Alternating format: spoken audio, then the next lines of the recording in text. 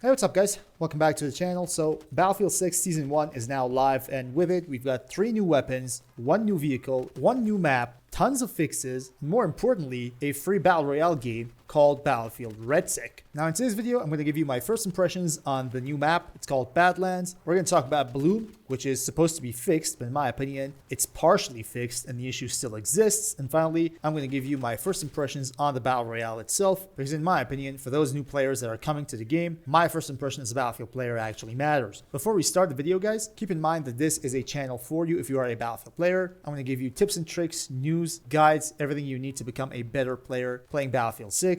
And I have to admit, we have so many exciting videos. I actually have videos ready, but I can't publish them because news are just coming from left and right. I have to cover news first, but I have so many exciting videos, ranking weapons, giving you tips and tricks, everything you need to become a better Battlefield player. So do make sure to stay tuned to the channel. And without further ado, let's get started. So about Badlands, because that's what I want to start with. In my opinion, it's a good map. Honestly, one of the main things that kind of hits you in the face right away when you start playing is that the map is not centered around one objective. That is the problem with almost any Battlefield 6 map, except from Operation Firestorm probably, and that's because Firestorm is not a Battlefield 6 original map, right? It was from Battlefield 3. Every Battlefield map that you look at has 1 or 2 objectives, and the entire map is actually centered around those objectives. Like 80% of your gunfights are taking place in those objectives, and the objectives around them are just there to be, honestly, and sometimes you don't even go there in an entire match. That issue is actually fixed in Badlands, and that's really important because that shows that they know where the flaws of their map design are and they're trying to fix them. So that's a good point right there. Also, the map size is okay in my opinion. We have all kinds of vehicles,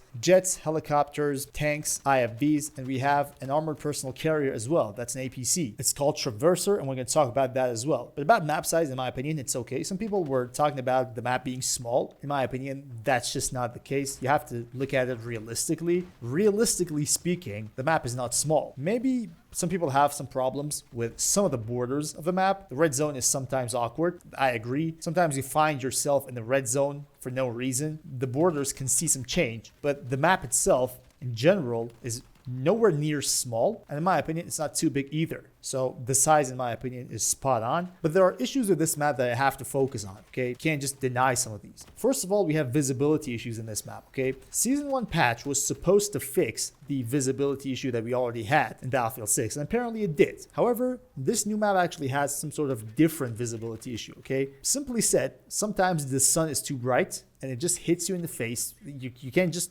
look around without seeing the light, and the contrast it makes kind of gives you some sort of visibility issue that the only thing you see is the sun, and anything around it would go invisible just because the sun is too bright. Now, we've seen this problem existing in previous Battlefield titles. I remember playing Battlefield 4 and having this problem in maps like Altai Range probably. I remember that. But Battlefield 4 is almost 12 years old, right? In a modern FPS game, you need to be able to take care of these things. So in my opinion, the visibility here is a problem, and you're going to just feel it as soon as you jump into the game. And make no mistake, the map looks beautiful because the bright sun and the contrast it makes gives it a very beautiful and gorgeous look. However, that is not intended, or let's say that's not prioritized in a multiplayer FPS game. You want visibility more than graphics. So in my opinion, the visibility is definitely an issue here. Also, sometimes when you try to go from one objective to another, you feel like there's no cover. Sometimes between the sites are just empty fields. It's really hard with all the vehicles out there to just go from A to B, you know? Maybe if they could add some cover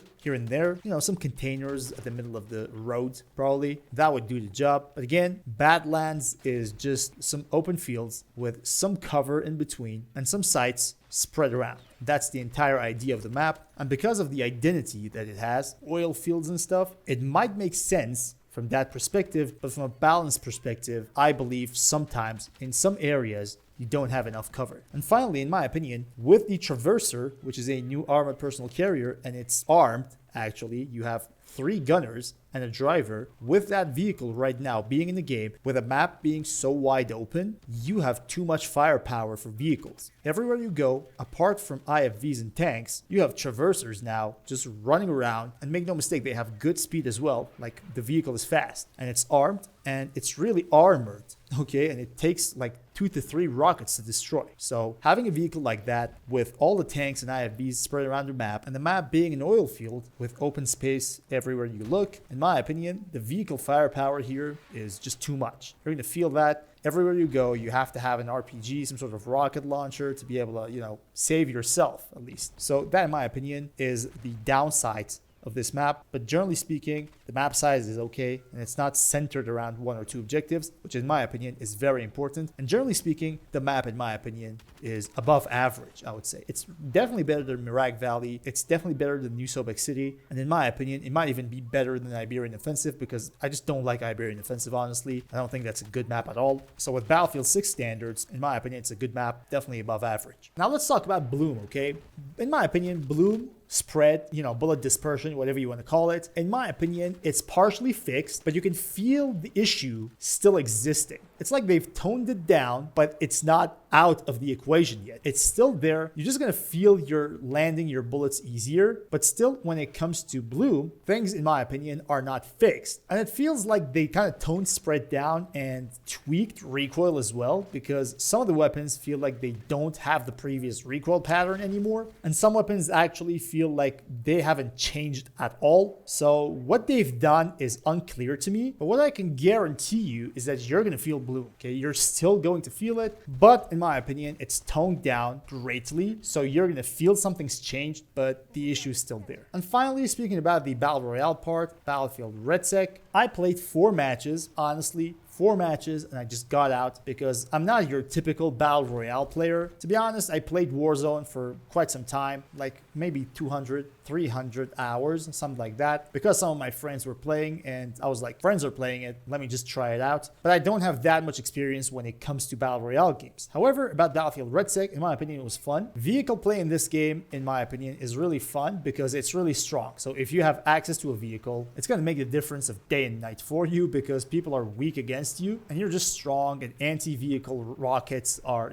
scarce in the game. So it's going to be hard for people to actually take you out. On the other side, the game is really a lot like Warzone. Like, it's going to give you the vibes of Warzone, but it's also tuned for Battlefield players. And in my opinion, that makes sense because these guys are trying to steal players from Warzone, because players are now not really interested in Warzone anymore because of, well, obvious things that we know of. Movement is corrupted, cheating issues still exist, and all those kind of stuff. And even Warzone players want something better, want something that's actually stable. And Battlefield has to become some sort of common ground for both Call of Duty players and Battlefield players when it comes to the Battle Royale section. In my opinion, that should not be the case for multiplayer section. Battlefield should stay what it was when it comes to Conquest and Breakthrough and all those, main game modes. But when it comes to Battle Royale, in my opinion, some versatility wouldn't hurt, actually. Again, I'm not that big of a Battle Royale player. I don't really like even playing it. But from my experience playing 4 matches, in my opinion, the thing was fun. I was going solo, I wasn't with my friends, and the best place I got to was 3rd place. Getting used to playing a Battlefield title while also being a Battle Royale title is really hard, honestly. I was trying to get used to those armor plates, but I really couldn't,